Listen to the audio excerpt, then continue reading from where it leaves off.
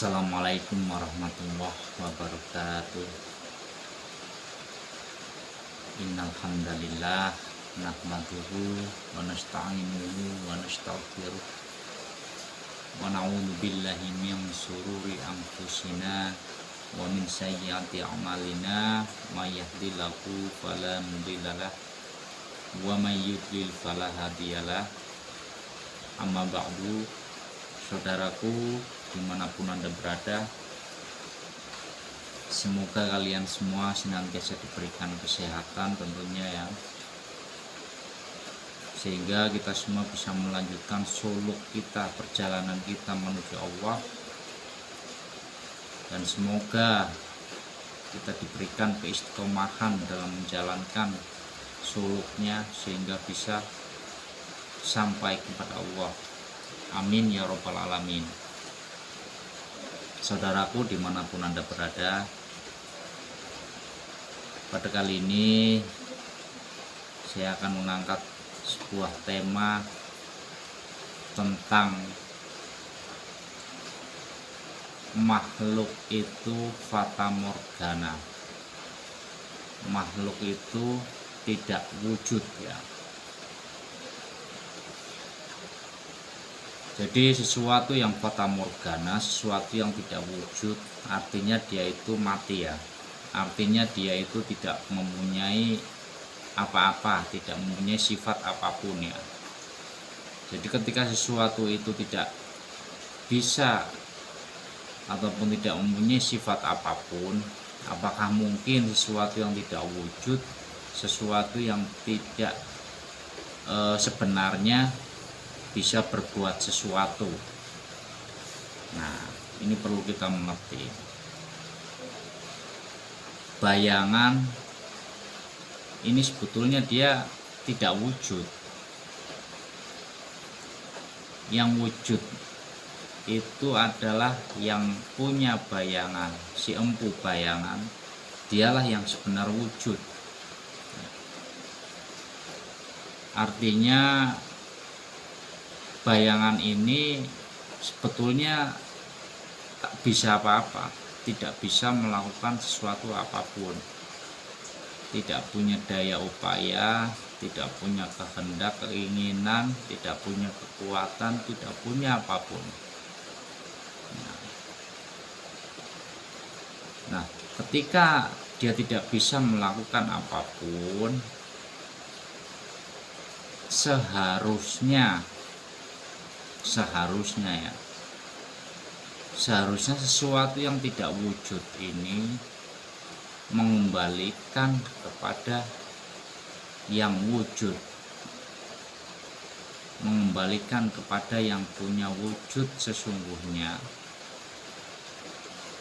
Siapa yang punya wujud sesungguhnya? Dialah Zat yang maha hidup, Allah subhanahu wa ta'ala. Nah, ketika kita berbicara Allah ya, saya tekankan sekali lagi, ketika kita berbicara Allah, ini makhluk harus mati. Apabila kita berbicara keahadan Allah, makhluk harus mati. Artinya sesuatu yang tidak wujud itu, yang tidak bersifat ya, tidak mempunyai sifat apapun itu, ini mau tidak mau harus ditenggelamkan terlebih dahulu. Baru di situ akan nyata wujud sebenarnya itu siapa gitu. Jadi ini perlu digarisbawahi ya, bukan makhluknya yang mewujudkan diri sebagai zat ataupun sebagai Tuhan, tetapi makhluknya ini harus ditiadakan dulu, sehingga apa yang ada dalam diri kita itu sudah murni zat itu sendiri, yaitu hidup ya. Nah, makanya siapa Allah? siapa Tuhan yang bernama Allah. Ini perlu kita tahu bahwa Allah ini sebuah nama ya. Dalam Al-Fatihah ayat 1 di situ sudah dijelaskan Bismillahirrahmanirrahim, dengan menyebut nama Allah ya, yang Maha Pengasih dan Maha Penyayang. Nama Allah ya, nama Allah itu nama. Nah, jadi siapa pemiliknya? Ini perlu kita tahu karena ini menjadi sebuah kunci keselamatan akhirat. Ketika kita hanya mengetahui namanya saja dan bersandar kepada sebuah hal yang tidak pasti, tentu pasti kita akan menempati sisi gelap di sebuah kehidupan selanjutnya. Siapa Allah? Nah, ini kita perlu kembalikan ketika pada zaman azali di situ. Dan di situ belum ada apa-apa ya, belum ada apa-apa. Dan di situ hanya ada Allah. Allah sendiri ingin menciptakan makhluk karena dirinya ingin dikenali. Akhirnya terciptalah yang bernama Nur Muhammad. Nah, pada saat itu belum ada apa-apa, yang ada hanya Allah. Terus terciptalah Nur Muhammad sehingga menjadi makhluk. Nah, pertanyaannya, dengan apa Allah menciptakan sesuatu ataupun menciptakan Nur Muhammad dan makhluk? Ini dengan apa? Ya, artinya ketika tidak ada sesuatu, yang ada hanya Allah sendirian, ya sudah jelas di situ pasti Allah menciptakan Nur Muhammad dan makhluk ini menggunakan bahan ataupun material dirinya sendiri ya. Bukan dengan material lain, bukan dengan unsur lain. Orang di situ nggak ada apa-apa, yang ada hanya Allah. Titik nuktah itulah ya. Nah, dari situ nanti dari makhluk terus naik kepada ruh, naik kembali kepada Nur Muhammad, naik kepada Allah, jadi mengerucut kepada keesaan Allah. Nah, sebetulnya Nur Muhammad makhluk itu sebetulnya tidak wujud. Itu adalah penzahiran Nur Allah ya, penzahirannya Allah yang diwujudkan dalam bentuk rupa beraneka ragam bentuk makhluk. Nah, makhluk ini, sebutan makhluk ini adalah sebuah ilmu penghantar agar kita lebih paham ya. Nah, dari situ karena makhluk ini dibekali akal pikiran, Allah menciptakan sebuah nafsu di dalam diri manusia, dan nafsu itu akan membelokkan keimanan dirinya, dan nafsu itu akan melalaikan akan Tuhannya. Akhirnya manusia banyak yang kejebak, sehingga sesuatu yang tidak wujud seolah-olah dia wujud, sesuatu yang tidak ada seolah-olah dia ada, sesuatu yang tidak hidup seolah-olah dia hidup. Akhirnya semuanya diakui, akhirnya semuanya dihaki bahwa itu adalah aku yang berbuat sesuatu. Nah ini bahaya ini. Itu yang menjadikan syirik khafi di dalam diri kita, sehingga akan menjadi penantang Allah bahwasanya diri merasa hidup, akhirnya kehidupan di dunia ini hanya menjadi kehidupan yang semu. Jadi kebahagiaannya kebahagiaan yang terbatas nantinya. Walaupun ilmu agama setinggi apapun, ketika dia masih mempunyai sifat merasa bahwa dirinya yang pintar, dirinya yang menguasai ilmu, dirinya yang alim, ini akan menjadi sebuah sekat pembatas di situ. Sekat pembatas, akhirnya tidak bisa menembus yang namanya lapisan barzah. Nah, dia ini tergantung pada alam dunia di situ.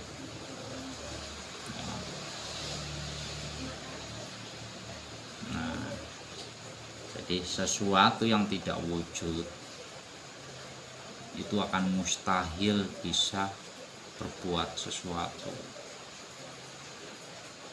Sesuatu yang fata morgana akan mustahil bisa melakukan apa-apa.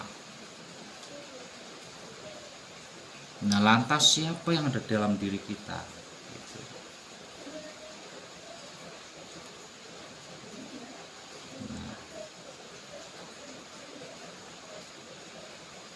Nah, mengapa al-insanu sirri wa an-nasiruhu? Rahasia Allah ada di dalam diri manusia. Ya. Ada apakah di dalam diri manusia? Ketika bisa mengungkap bahwa di dalam diri manusia itu terdapat rahasia yang sangat mahal luar biasa. Kalau kita sudah terbuka untuk menembusnya, gitu. Terdapat rahasia yang sangat luar biasa, mahal luar biasa, dan itulah inti kekuatan hidup di dalam satu apapun. Untuk menuju ke sana ada beberapa tahapan ilmu yang harus kita jalani, ada beberapa tahapan yang harus kita lalui. Dan di sini yang paling penting adalah kita harus senantiasa mengamalkan zikir rasa. Jadi merasakan bahwa nafas ini dikuasai oleh Allah, diliputi oleh Allah. Jantung berdetak, aliran darah, ini semuanya diliputi yang bernama Allah. Ketika tidak dalam liputan Allah, mana mungkin jasad ini bisa melakukan sesuatu. Nah, artinya jasad ini itu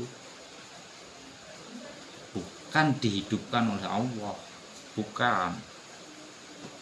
Jasad ini itu tidak dihidupkan oleh Allah. Manakala mempunyai kesimpulan bahwa jasad ini dihidupkan oleh Allah, maka disitu akan menjadi dualitas dan akan menjadi sekutunya, sehingga tidak bisa mencapai keahadan Allah. Ya. Nah, begitu ya saudaraku. Jadi kita harus senantiasa merenungi diri, bahwasanya di dalam diri ini terdapat rahasia yang sangat luar biasa. Amalkan zikir rasa ataupun zikir sirur asrar itu ya, zikir yang paling rahasia. Ketika kita mengistiqomahkan, ingat janji Allah, Allah akan menurunkan hidayahnya kepada hamba-hamba yang senantiasa mensucikan hatinya, mensucikan jiwanya hanya untuk menuju Allah. menjadi optimis. Tidak ada kata tidak bisa, tidak ada kata mustahil, tidak ada. Hal ini akan menjadi sulit bagi mereka yang malas, bagi mereka yang sudah menyerah sebelum perang, dan akan menjadi mudah bagi mereka yang senantiasa berusaha terus menerus, walaupun banyak rintangan, walaupun banyak halangan. Yang penting selalu istiqomah merasakan siapa yang sebenarnya hidup di dalam diri ini, sehingga terbukalah rahasia itu, dan akhirnya kita bisa kembali ke tempat kita sesungguhnya, yaitu alam kebahagiaan yang hakiki. Dan apa itu alam kebahagiaan yang hakiki? Ialah kehadatan Allah, keesaan Allah, kembali kepada diri yang tunggal, diri yang sejati, diri yang hidupnya. Amin ya rabbal alamin. Demikian dulu ya, sedikit demi sedikit, tahap demi tahap. Semoga hati kita bisa terbuka, hati kita bisa memperoleh kefahaman, sehingga kita bisa mengamalkan apa yang telah diwejangkan oleh guru-guru kita untuk mengamalkan zikir itu. Jadi zikirnya tanpa ucapan apapun ya, hanya merasakan yang hidup di dalam diri kita itu siapa ya, rasakan dan rasakan terus. Nah, demikian, mohon maaf dan semoga bermanfaat. Wassalamualaikum warahmatullahi wabarakatuh.